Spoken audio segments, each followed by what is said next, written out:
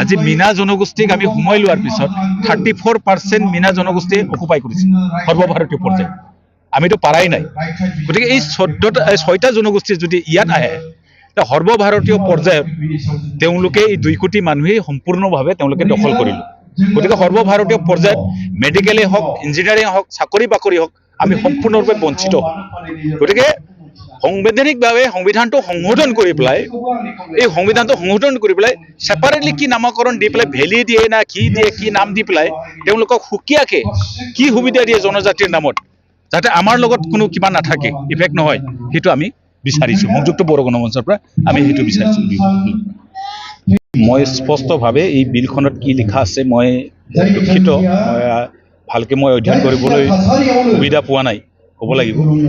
আৰু যিহেতু 6 জনগোষ্ঠী জনজাতিকৰণত আমি বিৰোধিতা কৰি আহি আছোঁ, আৰু যিহেতু আমি কৈছোঁ এক্সিষ্টিং যিটো 14টা জনগোষ্ঠীক ট্ৰাইবেল দিয়া হৈছে, আমাৰ সৰ্বমুঠ যদি আছে 40 পৰা 42 লাখ মানুহ আছে, কিন্তু 6 জনগোষ্ঠী যিটো ট্ৰাইবেল আমাৰ মাজত জাপি দিব বিচাৰিছে, গতিকে এইটো প্ৰায় 1,80,00,000 মানুহ।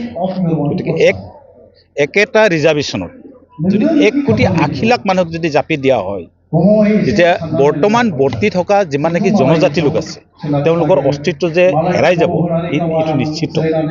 গতিকে আমি বিৰোধিতা কৰিছোঁ। আমি কৈছোঁ তেওঁলোকক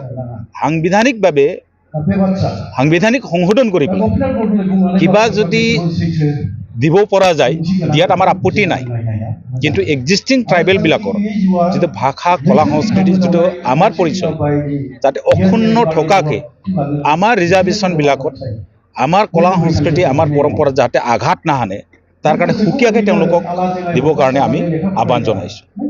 গতিকে 14টা জনগোষ্ঠী আমি এক্সিষ্টিং আছেই, গতিকে তাৰ বাহিৰত যাতে আমাৰ ক্ষতি নোহোৱাকৈ তেওঁলোকক যদি সংবিধান সংশোধন কৰি ছেপাৰেটলি কিবা এটা ট্ৰাইবেল নাম দি, এতিয়া ভেলি দিছে, ভেলিতে সোমাই দিয়ক, কিন্তু ভাৰতীয় সংবিধানটো সংশোধন কৰিব লাগিব।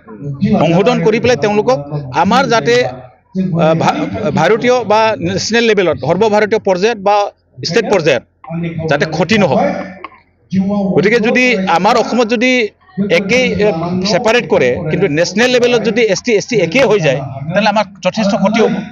কাৰণ আজিকালি যিমান নেকি পৰীক্ষা হয়, কিবা প্ৰশিক্ষণ হয়, চব নেশ্যনেলাইজ হয়, সৰ্বভাৰতীয় পৰ্যায়ত হয়।